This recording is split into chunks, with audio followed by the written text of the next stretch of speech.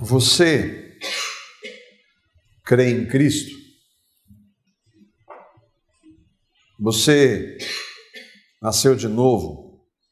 Já nasceu de novo? Foi convertido a Cristo? Amém? Então, qual que é a razão? Eu também creio nisso. Qual que é a razão de eu e você existirmos? Qual é a maior razão de eu e você existirmos? Quem me ajuda aí? Conhecê-lo. Nós estamos aqui para viver para a glória de Deus. A razão de nós existirmos não é a nossa glória. Longe de mim esteja gloriar-me a não ser na cruz.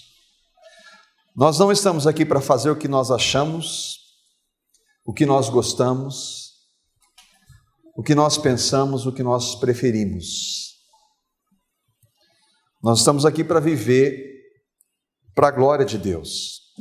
Aqueles que vivem para a sua glória, vivem para fazer o que acham, que gostam, que pensam, são aqueles que não conhecem a Cristo, que não passaram por uma experiência genuína de morte e ressurreição. Todos nós que cremos fomos chamados para viver para a glória dele. Sim ou não? Bom, viver então para a glória dele tem muitas implicações. Não é uma frase de efeito.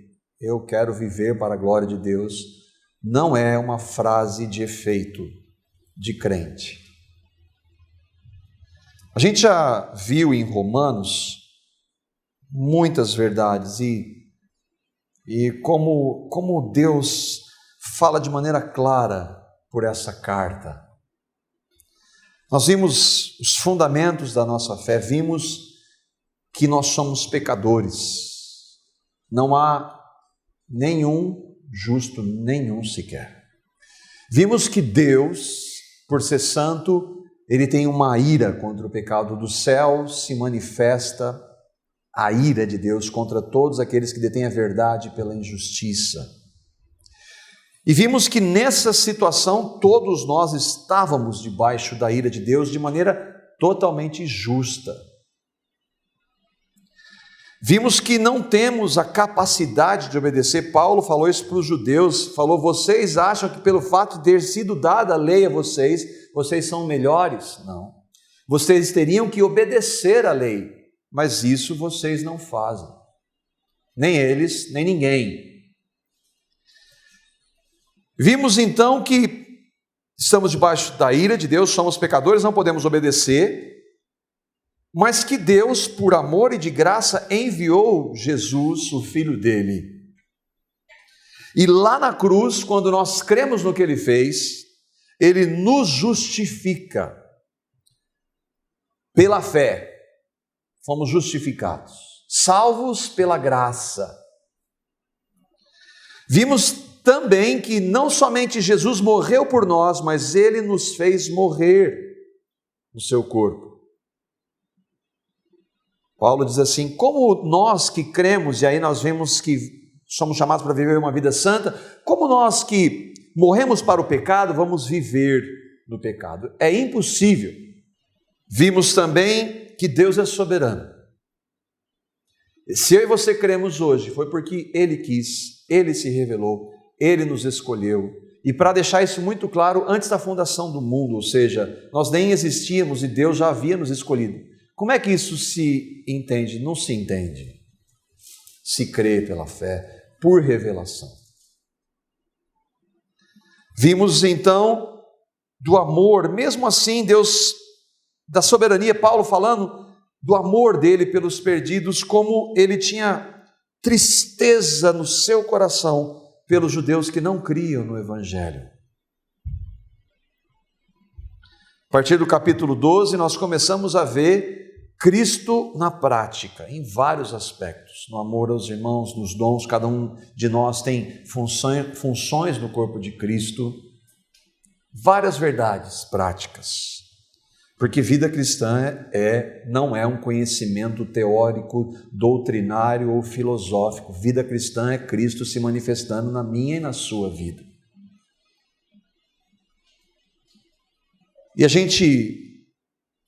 tantas verdades que nós vimos, desde o capítulo 12, que Paulo fala muito da vida cristã no dia a dia. No último estudo nós vimos que nós não devemos julgar. Não devemos julgar alguns irmãos por algumas práticas que não afetam a essência do Evangelho. E nós fazemos muito isso. Paulo, a partir do capítulo 15, para nós capítulo 15, porque lembra, isso aqui é uma carta, a ideia de capítulos e versículos foi colocada 1500 anos depois. Paulo escreveu uma carta, então às vezes essas divisões elas facilitam para nós nos localizarmos, mas aquilo não tinha capítulos nem versículos, e algumas vezes ela atrapalha. E Paulo no capítulo 15 ele vai continuar falando desse assunto, e daí que entra a ideia dos fortes e dos fracos. Eu não sei se eu às vezes faço essa chamada assim, e não sei se eu consegui passar a ideia cristã de quem são os fortes e de quem são os fracos. Os fortes, no olhar cristão, são o oposto dos fortes no mundo. Forte é o Deus que desce da glória e vem até o mais baixo nível. Forte para o homem é aquele que sobe todos os degraus e alcança o ápice, o reconhecimento, a glória. Por isso que os fortes são pequenos à luz do mundo. Mas em Cristo que é o que importa. Eles são fortes. Para o mundo nós somos fracos. Mas para Cristo, para Deus, nele nós somos fortes. E eu queria a gente poder continuar estudando Romanos. Nós vamos ver o capítulo 15, vou estar projetando os textos. E nós vamos ler do versículo 1 a 13. Como Paulo, aliás, não Paulo, mas o Espírito Santo usa Paulo para quebrar os nossos conceitos, os nossos valores, mais uma vez.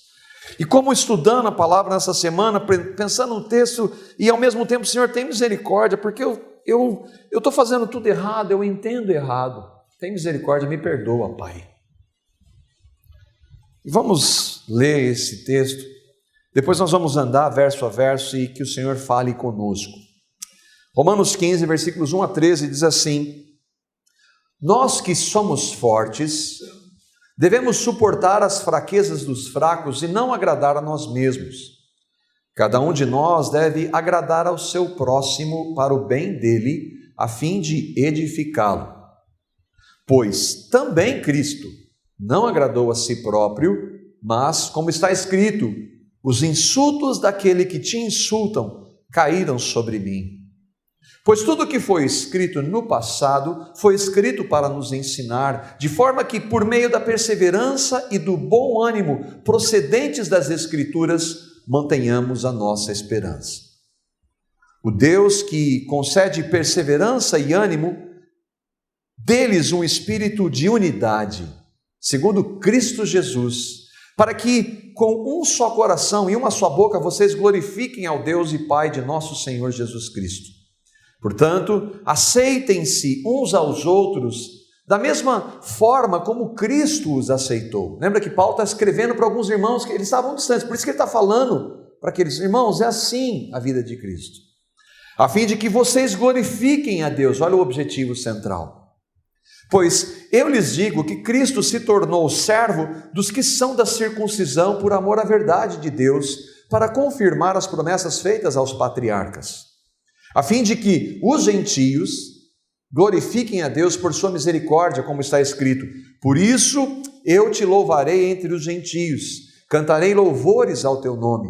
E também diz: cantem de alegria aos gentios com o povo dele. E mais, louvem o Senhor todos vocês gentios, cantem louvores a ele todos os povos. Isaías também diz: brotará a raiz de Jessé, aquele que se levantará para reinar sobre os gentios, estes colocarão nele a sua esperança. Que o Deus da esperança os encha de toda alegria e paz, por sua confiança nele, para que vocês transbordem de esperança pelo poder do Espírito Santo. Versículo 1, capítulo 15. Nós que somos fortes, devemos suportar as fraquezas dos fracos, e não agradar a nós mesmos. Na sexta-feira, a Carla teve uma confraternização de um grupo, e eu e as crianças ficamos em casa. E, eventualmente, eu pego um desenho para nós assistirmos juntos. E aí, eu falei, vamos procurar um filme. Eles queriam agora, eles estão querendo ver filme, né? E vamos ver um filme. Nós vamos ver um filme que fala da vida de verdade, vida real. E aí eu achei lá um filme sobre a história de Paulo. 3 horas de filme. Eu olhei lá 3 horas... E aí as crianças, papai, aí que hora que a gente vai dormir? Eram 7 horas. Dá tempo para nós vermos. E ali eu fiquei muito impactado e mandei até um e-mail para os irmãos aí. Depois, André, encaminhar para os irmãos da comunidade para assistirem, vale a pena. Muitas verdades. E lá, Paulo, ele que é o autor, movido pelo Espírito dessa carta, algumas realidades, porque mostra a vida de Paulo, relato no livro de Atos, e é legal porque a gente consegue visualizar muitos dos textos que a gente está lendo ali. E aí ele fala de algumas questões, como a questão da circuncisão. Por quê? Porque os primeiros cristãos eram o quê? Judeus. E alguns deles estavam querendo, e nós somos gentios. Então alguns que não eram judeus, que creram em Jesus, nasceram de novo, foram convertidos, aqueles judeus que tinham aquelas práticas judaicas, que creram em Jesus, queriam colocar isso na vida daqueles cristãos gentios que não tinham nada a ver com aquilo lá. E aí eles chegaram, irmãos, não é isso, aí nós não precisamos, a circuncisão que importa, depois Paulo vai falar, é a circuncisão do coração. Então isso a gente vê aquilo ali, aqueles irmãos conversando, a gente tenta imaginar como foi. Depois ele fala a dura de Paulo em Pedro. Há um momento em Atos que Pedro está com os gentios, eles estão comendo, gentios que creram em Jesus, e Pedro é o quê? Judeu de nascimento. E então eles estão comendo lá com os gentios cristãos, e aí começam a chegar alguns irmãos judeus cristãos de Jerusalém.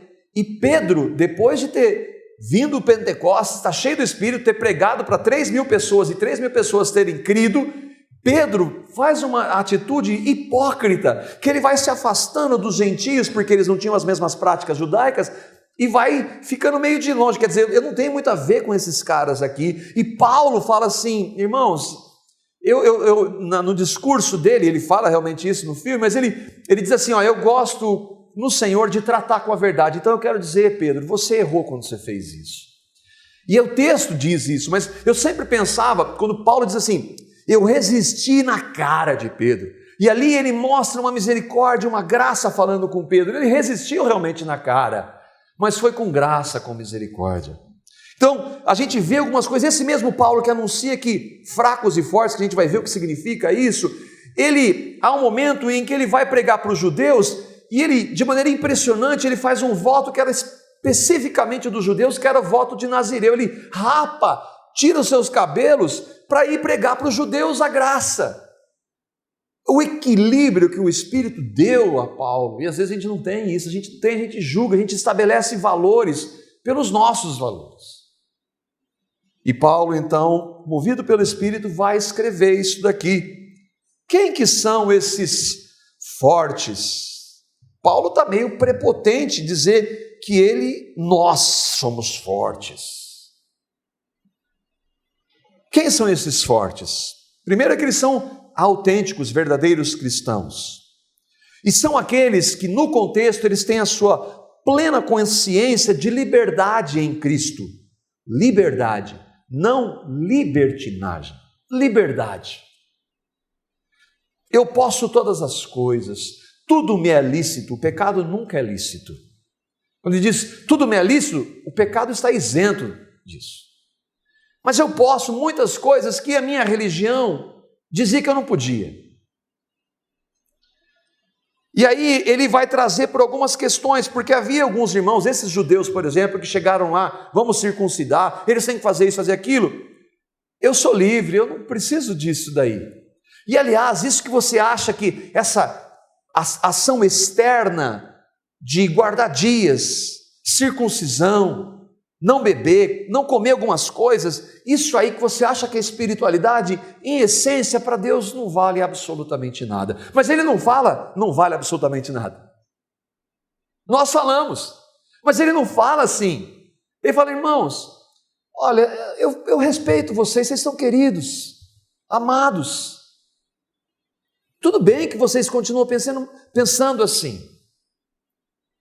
Nós que somos fortes, tratamos os fracos assim. E não dizer assim, você está na lei ainda, seu judaizante. Você não entendeu ainda, você precisa abrir, precisa nascer de novo. Paulo não faz assim. Eu faço. E ele trabalha isso de maneira maravilhosa. Nós já vimos isso, do não julgar é exatamente isso. Mas essas questões de guardar dias, meses, anos, não beber, não poder beber, ingerir bebida alcoólica, ou algumas comidas, isso não é só daquela época, né? Não, isso acontece hoje ainda. É claro que essas práticas eram da cultura judaica e nós, a nossa realidade, não temos isso. Nós não fazemos parte. Então nós trouxemos algumas práticas que não fazem nem parte do nosso meio como gentios, mas ainda assim nós não podemos agir sem tratar com graça e com misericórdia aqueles que pensam diferente.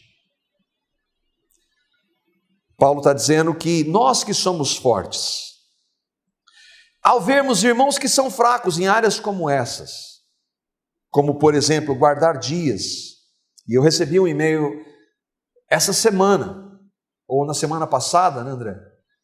De um querido falando, vocês guardam o sábado? Eu disse, não, nós não guardamos o sábado. Nós não guardamos um dia, porque em Cristo não há mais isso de guardar dias. Mas nós respeitamos, se você crê na base, nos fundamentos, na fé genuína, então isso não tem relevância. Se você crê quais os fundamentos, a palavra de Deus, na centralidade de Cristo, na graça, na justificação pela fé, e que tudo é para a glória de Deus, isso é o que importa. Aí ele tentou, tá bom, eu fiquei muito contente e tal, mas pensa no sábado. Aí eu respondi, querido, eu já pensei há algum tempo por isso. E a gente precisa andar com graça e misericórdia, porque Paulo está dizendo assim, nós que somos fortes, ele não está dizendo que nós que somos fortes somos superiores, nós devemos baixar o nível. É isso que ele está dizendo. Nós devemos, por causa desses fracos, não fazer o que nós que somos mais poderosos, no nosso contexto, entende? Eu estou sendo sarcástico aqui, porque o verdadeiro forte, ele não sequer se julga forte, ele baixa o nível, baixa o nível da nossa compreensão humana.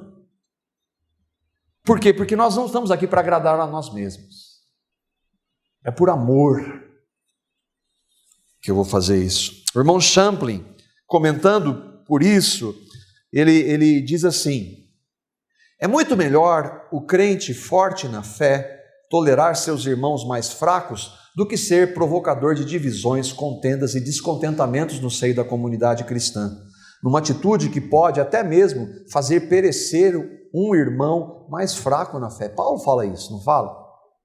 Então, eu não posso agir com petulância, com superioridade, com arrogância. Quem age dessa forma, e misericórdia, quantas vezes eu agi assim, isso não é força do Espírito de Deus. Isso não é a força dele, é a força humana que precisa ser levada para a cruz. E eu escrevi aqui, eu fui lendo isso e clamando misericórdia. Arrogância não é reflexo da cruz. Nós temos um Deus, Rei do Universo, que se humilhou. Qualquer forma de prepotência, de arrogância, até aquela em nome da espiritualidade, não tem nada a ver com o Cristo que nós professamos. Um exemplo para nós. A Bíblia diz, eu conversava com um irmão, até nós fomos um dia, algum tempo atrás, jantar, nós tomamos um vinho gostoso. Meu entendimento de vinho é zero, né? Eu sou aquele que não entende de vinho. Eu gosto do vinho doce, e vinho doce não é vinho de verdade, né?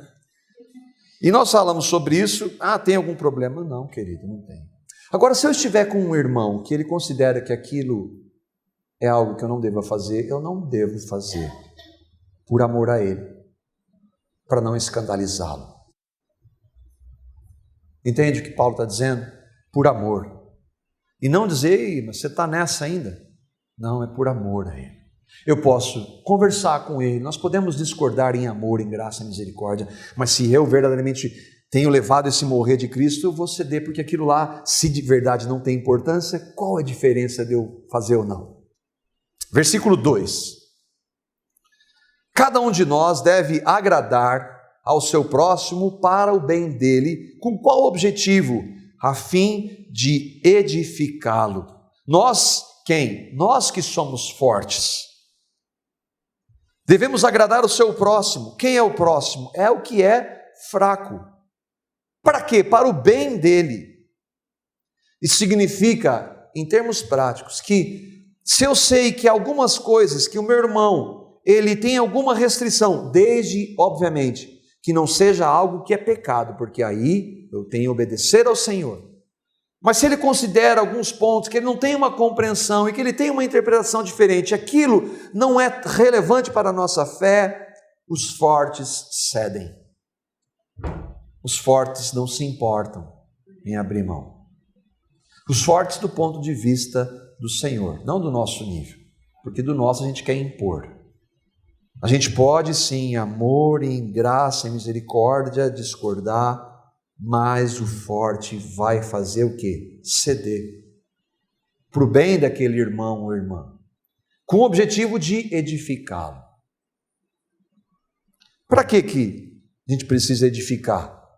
O versículo 3 vai mostrar o nosso, com muito cuidado essa palavra, o nosso maior exemplo.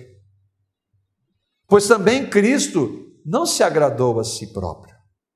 Como está escrito, os insultos daquele que te insultam caíram sobre mim. Nós não cantamos? Abriu mão da sua glória. Semelhante a um homem, ele se esvaziou, servo tornou. Isso não é um cântico bonito, isso é a maior realidade do Evangelho.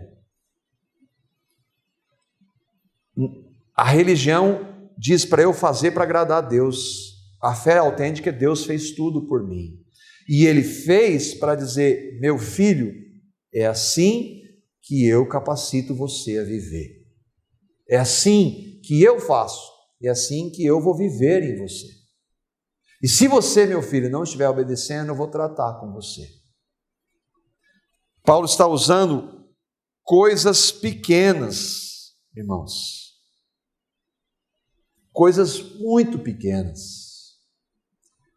E ele está comparando coisas tão pequenas com Deus se fazendo homem. Imagina, irmãos, Deus descendo da sua glória para até nós e nós por coisas pequenas criamos divisão, briga, superioridade, arrogância. Não tem nada a ver com Cristo isso. A gente não está falando de compactuar com o pecado de forma alguma. Nós não estamos falando de abrir mão dos fundamentos. Então quer dizer que nós devemos respeitar todas as diferenças? Devemos respeitar todas. Mas há casos daqueles que não creem nos fundamentos que nós cremos. Aí não é isso que Paulo está dizendo. Porque ele tratou do capítulo 1 até o capítulo 11 dos fundamentos, para deixar muito claro.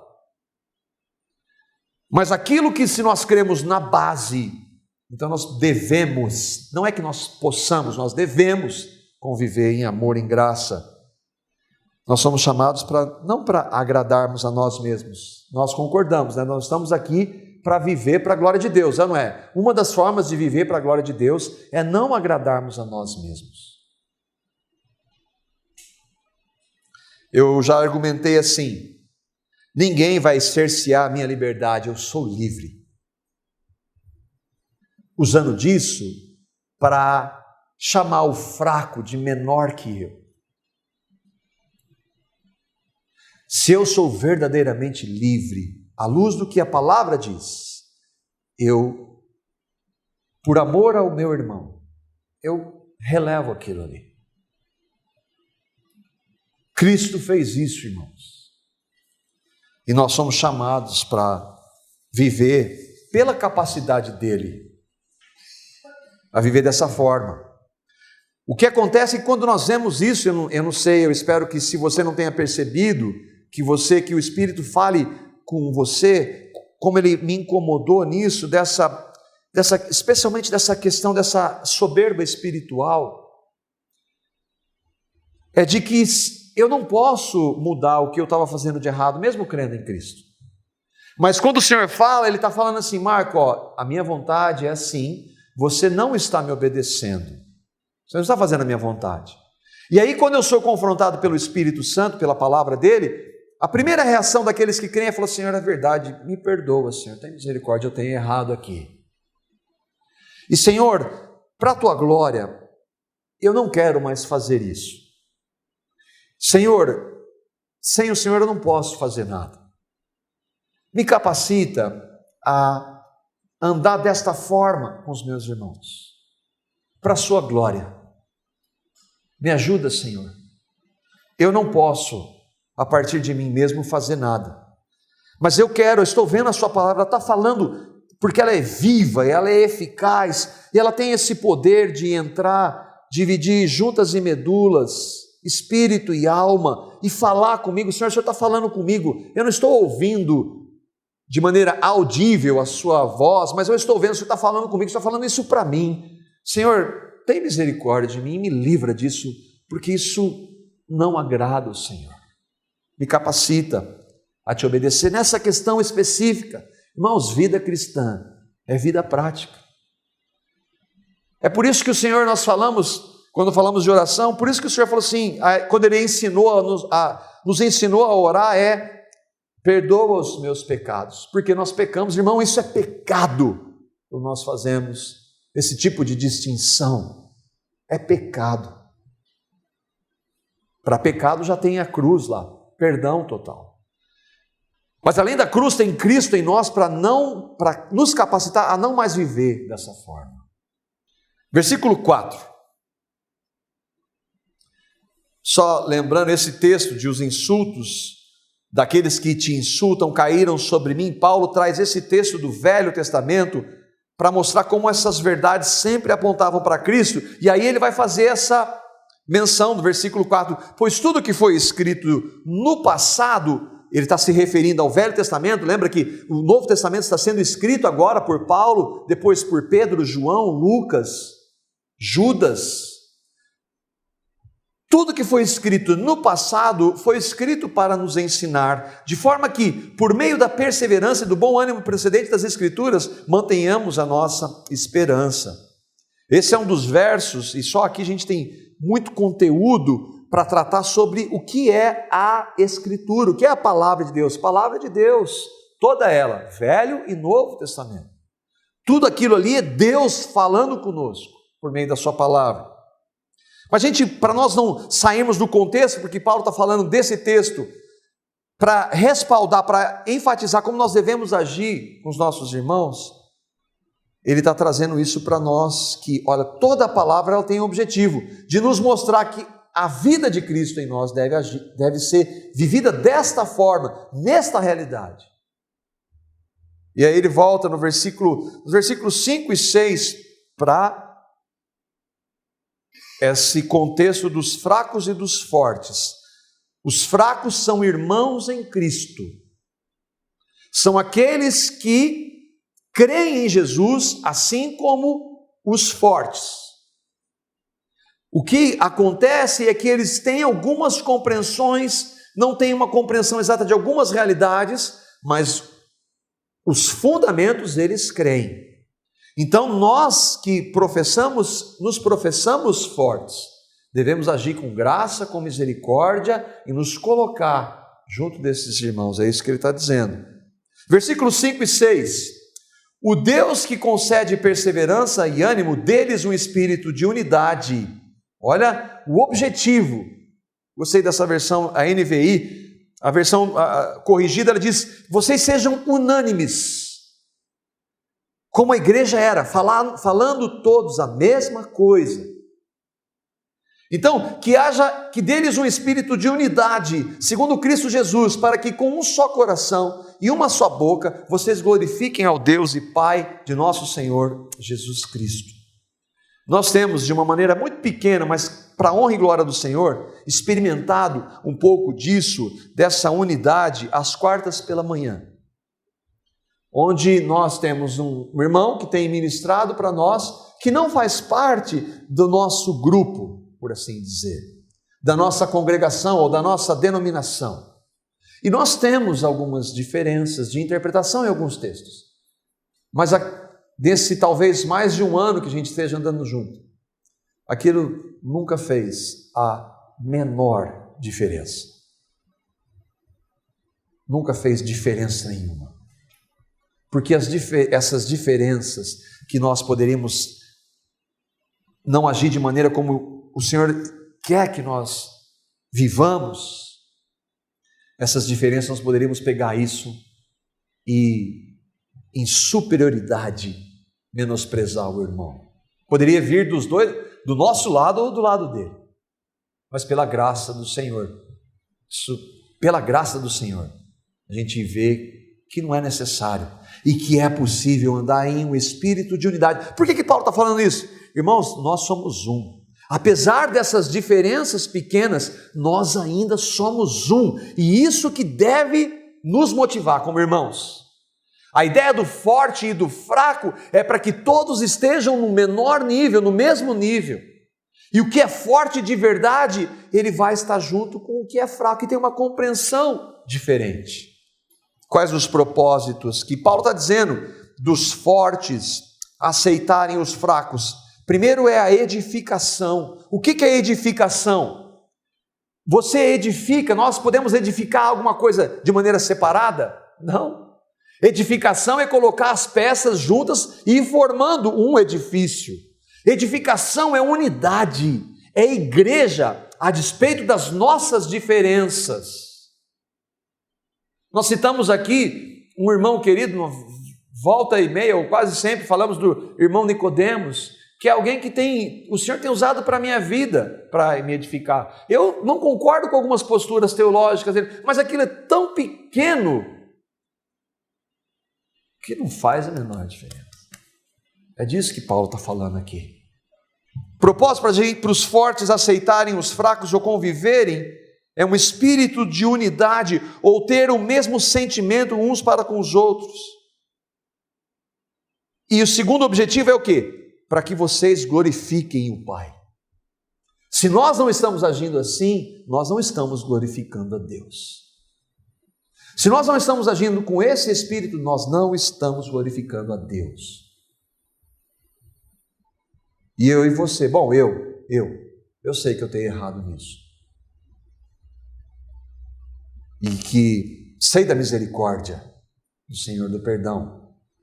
Mas o meu desejo é que, Senhor, a minha oração é, Senhor, não me capacita a não fazer mais o que eu tantas vezes fiz. Nós trabalhamos aqui nos estudos sobre falsos profetas, por exemplo. Falando de aqueles irmãos que creem nos mesmos fundamentos, não se aplica a essa realidade.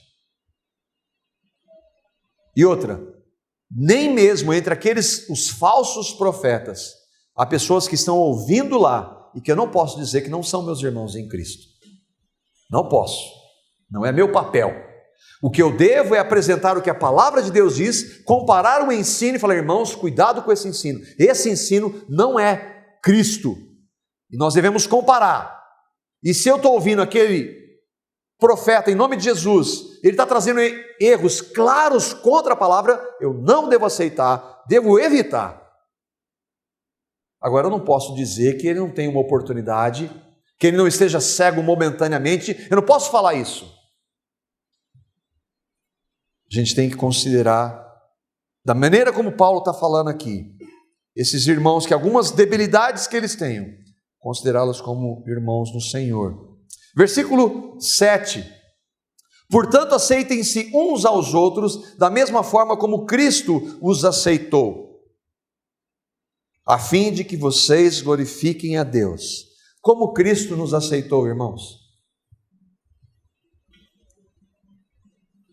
Deus prova o seu amor para conosco pelo fato de Cristo ter morrido por nós, sendo nós muito boas pessoas. Nós estávamos melhorando.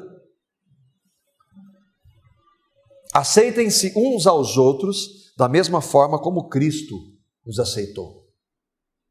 Cristo nos aceitou no lixo que nós éramos.